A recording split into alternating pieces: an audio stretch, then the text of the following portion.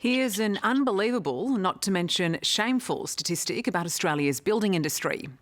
85% of new high-rise apartment towers are defective. The rate of shoddy workmanship has increased dramatically as governments around the country have encouraged more developers to build more high-density housing as a way of containing urban sprawl. As a result, many unsuspecting buyers trying to put a roof over their heads are learning a painful lesson that the cost of cutting corners is very expensive. Until June last year, the residents and apartment owners of Sydney's Mascot Towers thought their building was not only a great place to live, but an even better investment for the future. How wrong they were. Residents of the Mascot Towers bundled up after dark, told to grab what they can. After standing for 10 years, serious structural damage suddenly appeared in the basement. The building was in danger of collapsing and residents were told to flee. Today, they're still locked out, and Mascot Towers has become a crumbling symbol of everything that's wrong with Australia's construction industry. That was probably our low tide mark. I mean, I am ropeable. I'm ropeable for all of these people because they've had a lousy deal. As it currently stands, the owners of Mascot Towers have lost millions through no fault of their own. They now say what's caused the destruction of their homes is the construction of the brand new building next door. But to prove it, they have to spend even more money battling in court. Do you think you have a fighting chance? I do. I think we have a chance to get justice for what's happened to us. What's happening in Mascot is an example of how the public interest is being trampled, how consumer protection is not taking place, how you have more protection buying a refrigerator than $1 million apartment.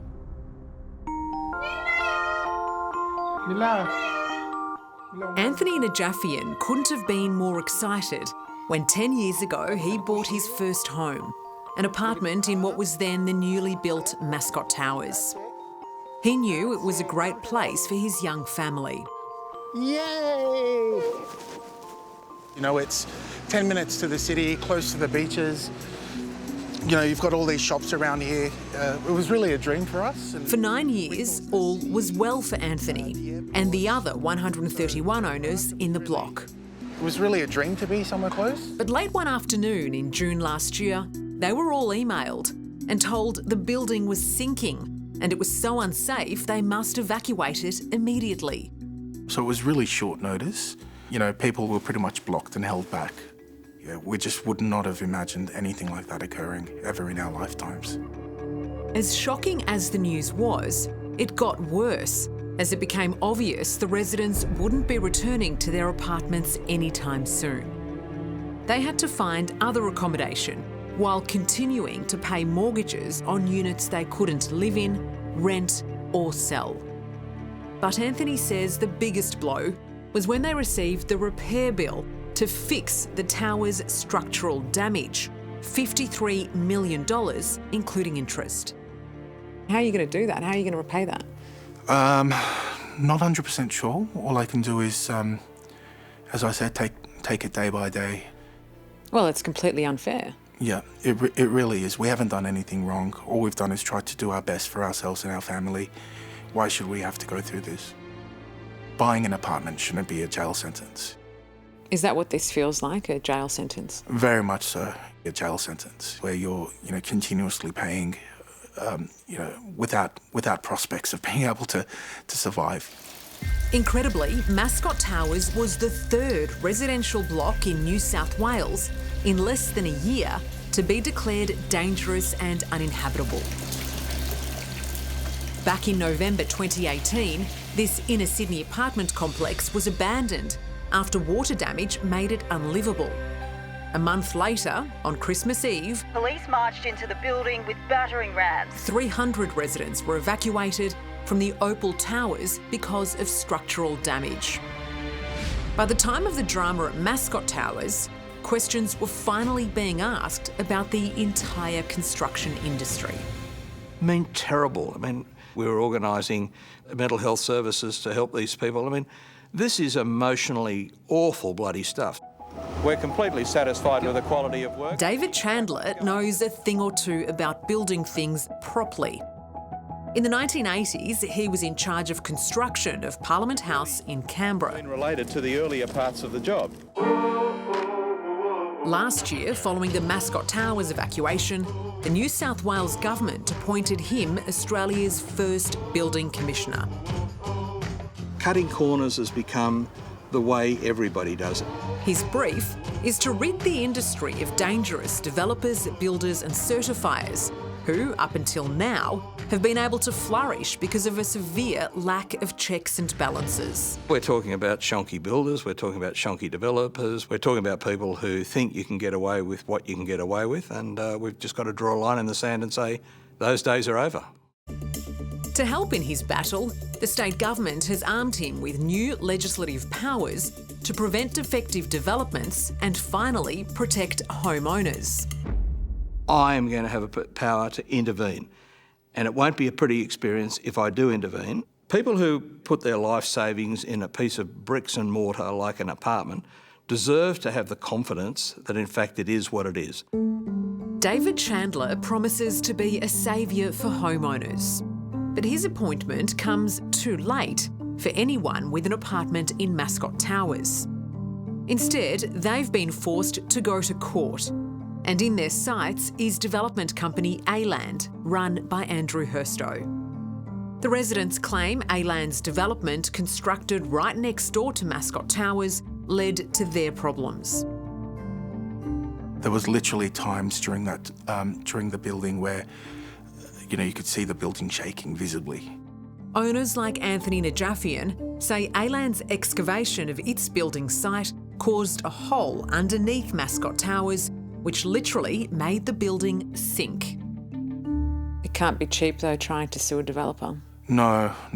They do have fat pockets and connections with, lots of levels of government, so it is definitely a battle in front of us, I think. What a court will decide is just how much developer A-Land knew about the damage its excavation could have caused at Mascot Towers. And it's here where the angry owners of Mascot Towers have discovered something very strange. It's this occupation certificate A-Land obtained after construction was completed. Developers use accredited building certifiers to approve constructions. When the certifier is happy with the building, they provide an occupation certificate, which gives the green light to the developer to begin selling the apartments and making a profit. But A-Land's occupation certificate for its apartment block next to Mascot Towers excluded an important condition which the company was obliged to fulfil. It's known as a make good clause, and it would have forced A-Land to fix any damage its construction might have caused next door at Mascot Towers. It's there to protect adjoining neighbours, to ensure that the amenity of adjoining buildings is not impaired by the construction being undertaken by the developer at hand. Lawyer Stephen Goddard is angered by this occupation certificate.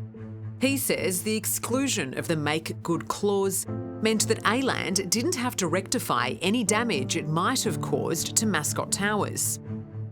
Incredibly, this occupation certificate was handed over just 11 days before the structural damage at Mascot Towers was discovered and residents were evacuated. Do you think that it's possible the developer of A-Land was aware that there was damage inflicted on Mascot Towers? The use of an occupation certificate to exclude a condition allows me to assume they knew there was some form of make good required in Mascot Towers. They didn't want to be held up by that. A-Land is defending the court action. It denies it's responsible for any damage to Mascot Towers and says there were already cracks in the building. But notwithstanding the outcome of the case, Stephen Goddard remains worried about the close relationship between developers and private building certifiers. Is this an unholy alliance that we're seeing between developer and certifier? There is clearly a conflict of interest if the person who issues the certificate of occupancy is paid by the developer who receives the certificate. One could describe that sort of conflict as an unholy alliance, most certainly. ALAN's choice of certifiers, Dix Gardner, is also telling. Its managing director, Lyle Dix, lost his accreditation 8 years ago after the New South Wales government fined him $88,000 for wrongly certifying a dozen different developments. Another Dix Gardner certifier, Stanley Spiro, lost his accreditation last year and was fined $30,000. And the Dix Gardner certifier who signed off on ALAN's building was this man, Maurice Frexis. He's been fined $40,000 over other questionable developments. So essentially, a developer is free to choose at will their certifier. I've heard it said that if a certifier does not toe the line, it's possible for a developer to go certifier shopping until they find the person who's prepared to give them that which they need. That's Mascot Tower there. And to think that it's empty. Stephen Goddard has been fighting for the rights of homeowners for 20 years. He set up the Owners Corporation Network after it became clear apartment owners were being forgotten in the rush by government to have high-density suburbs built as a way of stopping urban sprawl. It is my view that government has let us all down. So concerned has government been about helping the builder build that no regard was given at all to the actual standard of building work. Is no one accountable? Nobody's accountable. Some of these developments do have some very serious defects in them. The New South Wales Building Commissioner, David Chandler, agrees something needs to be done with the industry. So while we've been on this journey of deregulation and cutting red tape and all that sort of stuff, and some of it's not been as good for everybody as it should have been, we've put certifiers in a position where they've had to certify buildings that weren't properly designed, and then we've had the acid being put on certifiers at the end of the job saying, tick the box so we can get an occupation certificate. We know who they are, and we're starting to plan to land on them very early in the piece. As a priority, the Building Commissioner is also investigating the other significant problem in the industry, unsafe building products. David Chandler warns the sins of the past will not continue into the future. I don't want to in any way hose down the fact that this industry is at a point where it needs to lift its game, get consumers' confidence back up. We have a problem here and we've got to fix it. Coming up, It's a global problem. fire hazard. What percentage of these buildings are at risk? About 70-80%. Is your home Imagine a whole building just be a total inferno. really as safe as you think? Because the public does need a bit of convincing. They're going to be convinced before I'm finished. That's next on 60 Minutes. Newly appointed Building Commissioner David Chandler is on a mission. So here's a building that's only less than a year old, and it's showing that rust is now coming out through the face of that building. To rid Australia's $134 billion construction industry of dodgy developments. So I reckon that rust is telling me that there's some issues there. But it's not only how these apartments are built that worries him, it's also what they're built with. Look, it's a global problem. I mean, the global construction industry is huge. It's $12 trillion a year. So our supply chain is actually drawn out of what's happening globally. So these sorts of products are being invented all around the world. It defies logic, but hundreds of relatively new buildings in Australia are covered in imported cladding that's actually highly flammable. The dangers of this product were tragically revealed 3 years ago when 72 people perished in London's Grenfell Tower. You can see the dripping there. It's dripping molten plastic. In the lab, it only takes a 50-cent sized piece of cladding to see how easy it was for the Grenfell blaze to become so deadly. And it's still alight as And it drips. there's a lot of energy in that. And this is just one tiny little piece. And you can imagine a whole building, the side of a building, it'd just be a total inferno.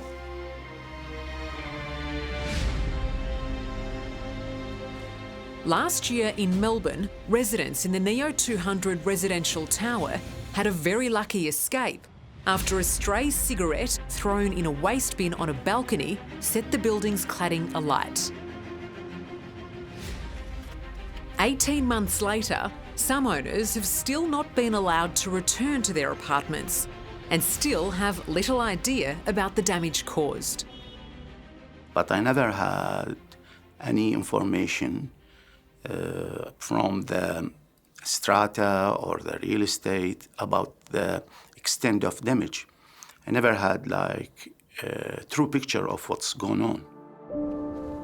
Dr. Dawood Haddad's apartment in the Neo building was supposed to be his retirement nest egg, but the fire has changed everything. All I know, it's one of the worst affected units. It needed a lot of repair, and it hasn't finished. And I don't know exactly when it's going to finish. So all you've been told is that there's extensive damage, but you've never seen the damage yourself? No, not at all. Not even allowed to go inside the unit or inspect the unit or even go to the level of the unit.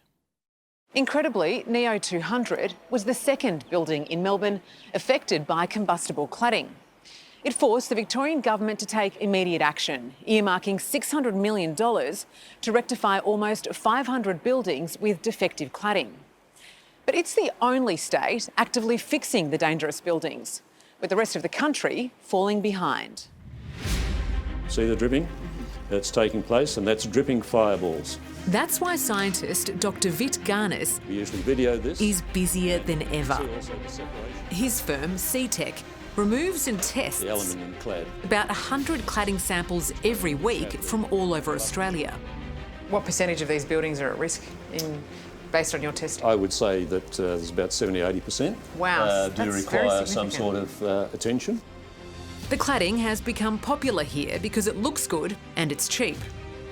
But the problem lies in the combustible recycled plastic that's sandwiched between the exterior sheets of aluminium. Usually these are, if you like, waste materials, waste plastics that are used, so there could be all sorts of other materials in there. Even within the one building, it changes from one area to another because the contractor may run out of the good stuff and he puts some cheaper stuff above. It's now considered so dangerous, insurance companies are refusing to provide cover for buildings unless developers can prove the cladding they use is safe. And you'll see that as it starts to heat up, the material inside there melts, and then once it starts to burn, It starts to peel away. it'll start to peel away, and you can see that burning And dripping. You can see it Look at accelerating it now. now. It's actually getting faster. It's now getting faster, and That's- that's what typically happens. That's turning into a much more ferocious fire than And when here we it started. goes, yeah? Wow. And look at that, imagine you're standing under that. In New South Wales, 250 buildings have been identified with the flammable cladding. David Chandler says revealing the locations of the buildings is not appropriate at this stage, but fixing the problem certainly is. It's a significant number of buildings, it is. So the first thing we need to do is to make sure that we're very clear about what is going to replace the cladding that's on them. Now, we've got to make sure we're getting products that are up to that standard. So I think I'd rather get set before I go than go before I get set. This building in front of us, for example, people are obviously back at that now, repairing something to do with the facade. The extent of defects. It's a daunting task ahead, and it will take time. But David Chandler is confident he can turn the industry around and give homeowners certainty new apartments will be structurally safe and sound. Well, I think we've made a great start. I can now see that we're going to climb up this mountain and it's very scalable. There's a whole bunch of people now who are moving in the same direction. So I'm terribly confident that we're going to get on top of this. Because the public does need a bit of convincing, doesn't it? They do, and they're going to be convinced before I'm finished. Hello, I'm Sarah Abo. Thanks for watching. To keep up with the latest from 60 Minutes Australia, make sure you subscribe to our channel. You can also download the 9Now app for full episodes and other exclusive 60 Minutes content.